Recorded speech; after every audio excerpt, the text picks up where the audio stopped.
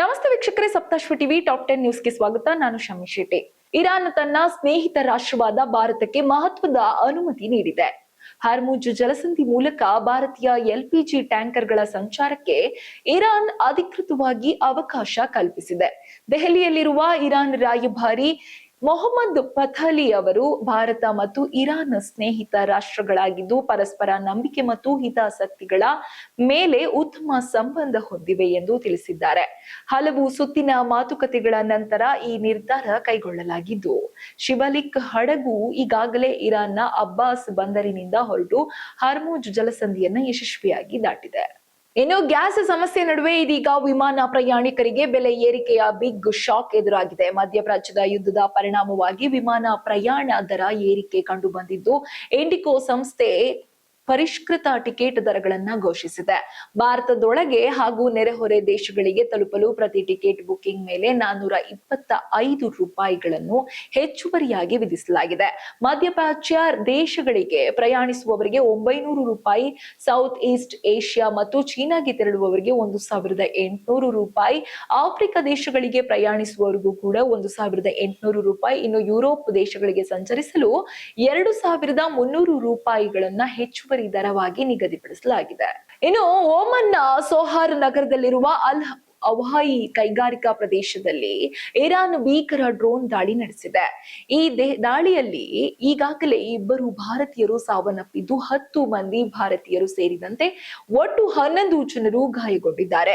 ಗಾಯಾಳುಗಳಿಗೆ ಸ್ಥಳೀಯ ಚಿಕಿತ್ಸೆ ನೀಡಲಾಗುತ್ತಿದ್ದು, ಇನ್ನು ಈಗಾಗಲೇ ಈ ಘಟನೆ ಭಾರತ ಓಮನ್ ಸಂಬಂಧಗಳ ಮೇಲೆ ಗಂಭೀರ ಪರಿಣಾಮ ಕೂಡ ಬೀರಬಹುದೆಂಬ ಆತಂಕ ವ್ಯಕ್ತವಾಗಿದ್ದು, ಮಧ್ಯಪ್ರಾಚ್ಯದಲ್ಲಿ ಹೆಚ್ಚುತ್ತಿರುವ ಅಶಾಂತಿ ಭಾರತೀಯರ ಸುರಕ್ಷತೆಗೆ ಹೊಸ ಸವಾಲುಗಳನ್ನು ಎತ್ತಿವೆ. ಇನ್ನು ಮಧ್ಯಪ್ರಾಚ್ಯದಲ್ಲಿ ಯುದ್ಧ ದಿನೇ ತೀವ್ರಗೊಳ್ಳುತ್ತಿರುವ ಹಿನ್ನೆಲೆಯಲ್ಲಿ ಹಾರ್ಮುಜ್ ಜಲಸಂಧಿಯನ್ನ ಇರಾನ್ ಕಬ್ಜಾ ಮಾಡುತ್ತಿರುವುದು ಅಮೆರಿಕವನ್ನ ಕೆಂಡ ಮಾಡಿದೆ. ತೈಲ ಬೆಲೆ ಏರಿಕೆಯಿಂದ ಅಮೆರಿಕ ಸೇರಿ ಅನೇಕ ರಾಷ್ಟ್ರಗಳು ಸಂಕಷ್ಟಕ್ಕೆ ಸಿಲುಕಿವೆ. ಈ ಪರಿಸ್ಥಿತಿಯಲ್ಲಿ ಅಮೆರಿಕ ತನ್ನ ನೌಕಾದಳದ ತುಕಡಿಯನ್ನ ಮಧ್ಯಪ್ರಾಚ್ಯಕ್ಕೆ ಸ್ಥಳಾಂತರಿಸಿದೆ. 3 ಹಡಗುಗಳಲ್ಲಿ 2200 ಸಿಬ್ಬಂದಿ ಸಮುದ್ರದ ಮೂಲಕ ತೆರಳಿದ್ದು, ಸಾಮಾನ್ಯವಾಗಿ ಜಪಾನ್ನಲ್ಲಿ ನೆಲೆಗೊಂಡಿರುವ ಈ ನೌಕಾಪಡೆ ಇಂಡೋ ಪೆಸಿಫಿಕ್ ಕಮಾಂಡ್ ಅಡಿ ಕಾರ್ಯನಿರ್ವಹಿಸುತ್ತದೆ. ಹಾಗೆ ಸದ್ಯ ಯುದ್ಧದ ಹಿನ್ನೆಲೆ ಮಧ್ಯಪ್ರಾಚ್ಯದ ಕಡೆಗೆ ತೆರಳಿರುವ ಈ ಪಡೆಗೆ ಜೊತೆಗೆ ಬಿ ಸರಣಿಯ ಬಾಂಬರ್ಗಳನ್ನು ಕೂಡ ನಿಯೋಜನೆ ಮಾಡಲಾಗುತ್ತಿದೆ. ಇನ್ನು ಯುದ್ಧದ ಪರಿಣಾಮವಾಗಿ ವಾಣಿಜ್ಯ ಬಳಕೆಯ ಗ್ಯಾಸ್ ಕೊರತೆ ಉಂಟಾಗಿ ಚಿಕ್ಕಮಗಳೂರಿನ ಆಟೋ ಚಾಲಕರು ಸಂಕಷ್ಟಕ್ಕೆ ಸಿಲುಕಿದ್ದಾರೆ. ನಗರದ ಬೇಲೂರು ರಸ್ತೆಯ ಗ್ಯಾಸ್ ಬಂಕ್ ಬಳಿ ಎಲ್ಪಿಜಿ ಅನಿಲಕ್ಕಾಗಿ ಆಟೋ ಚಾಲಕರು ಕಿಲೋಮೀಟರ್ಗಳಷ್ಟು ಸಾಲಿನಲ್ಲಿ ನಿಂತಿರುವುದು ಕಂಡುಬಂದಿದೆ. ಕಳೆದ 3 ದಿನಗಳಿಂದ ಗ್ಯಾಸ್ ಸಿಗದೆ ಚಾಲಕರ ದೈನಂದಿನ ಜೀವನ ಅಸ್ತವ್ಯಸ್ತವಾಗಿದೆ ಎಂದು ಅವರು ಆರೋಪಿಸಿದ್ದಾರೆ.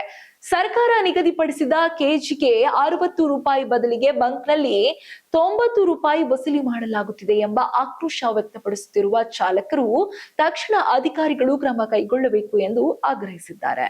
ಇನ್ನು ರೌಡಿ ಶೀಟರ್ ಬಿಕ್ಲು ಶಿವ ಕೊಲೆ ಪ್ರಕರಣದಲ್ಲಿ ಬಂಧನಕ್ಕೊಳಗಾಗಿದ್ದ ಮಾಜಿ ಸಚಿವ ಬೈರತಿ ಬಸವರಾಜ್ ಜೈಲಿನಿಂದ ಬಿಡುಗಡೆಯಾಗಿದ್ದಾರೆ.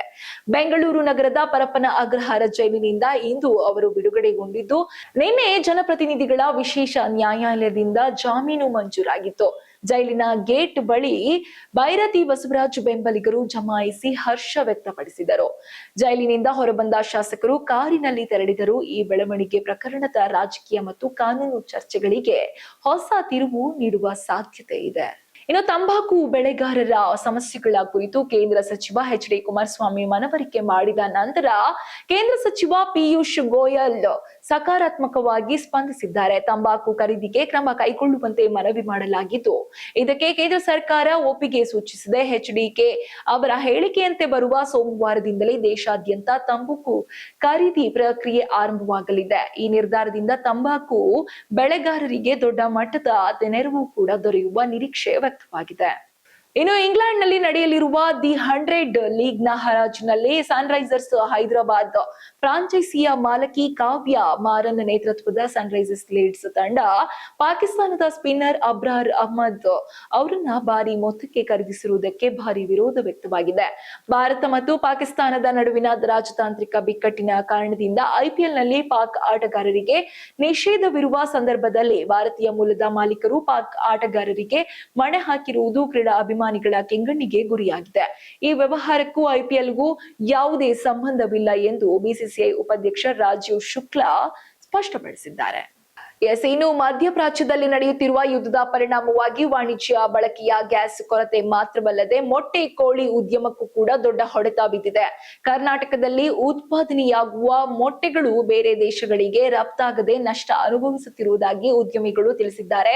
ರಫ್ತು ಅಡಚಣೆಯಿಂದಾಗಿ ಮೊಟ್ಟೆ ದರದಲ್ಲಿ ಕುಸಿತ ಕಂಡು ಬಂದಿದ್ದು, ಒಂದು ಮೊಟ್ಟೆಗೆ ಕೇವಲ 3.5 ರೂಪಾಯಿ ಮಾತ್ರ ಸಿಗುತ್ತಿದೆ. ಇನ್ನು ಈ ಪರಿಸ್ಥಿತಿ ಉದ್ಯಮದಾರರಲ್ಲಿ ಆತಂಕವನ್ನ ಉಂಟು ಮಾಡಿದ್ದು, ಮೊಟ್ಟೆ ಕೋಳಿ ಉದ್ಯಮ ನಷ್ಟದಲ್ಲಿ ಮುಳುಗುತ್ತಿದೆ.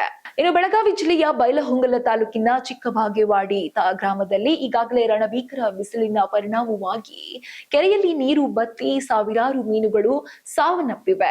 ಶಂಕರಗೌಡ ಪಾಟೀಲ್ ಅವರ ಸ್ವಾಮ್ಯದ ಈ ಕೆರೆಯಲ್ಲಿ ಲಕ್ಷ ರೂಪಾಯಿ ಖರ್ಚು ಮಾಡಿ ಸುಮಾರು 50,000 ಮೀನುಗಳನ್ನ ಬಿಟ್ಟಿದ್ರು. ಆದರೆ ನೀರು ಕಡಿಮೆಯಾಗಿದ್ದು ಮೀನುಗಳಿಗೆ ಓಡಾಡಲು ಅವಕಾಶ ಸಿಗದೆ ಸಾವಿಗೀಡಾಗಿದೆ ಎಂದು ಸ್ಥಳೀಯರು ತಿಳಿಸಿದ್ದಾರೆ. ಕಳೆದ 3-4 ವರ್ಷಗಳಿಂದ ನಿರಂತರವಾಗಿ ಮೀನು ಬಿಡುತ್ತಿದ್ದ ಮಾಲೀಕ ಇದೀಗ ಭಾರಿ ನಷ್ಟಕ್ಕೆ ಗುರಿಯಾಗಿದ್ದಾರೆ. ಮೀನುಗಳ ಸಾವಿನಿಂದ ಕಂಗಾಲಾದ ಮಾಲೀಕರು ಸರ್ಕಾರ ಪರಿಹಾರ ನೀಡಬೇಕೆಂದು ಮನವಿ ಮಾಡಿದ್ದಾರೆ. ಇದು ಈ ಹೊತ್ತಿನ ಟಾಪ್ 10 ನ್ಯೂಸ್ಗಳು. ಇನ್ನಷ್ಟು ಸುದ್ದಿಗಳಿಗಾಗಿ ನೋಡ್ತಾ ಇರಿ ಸಪ್ತಾಶ್ವ ಟಿವಿ.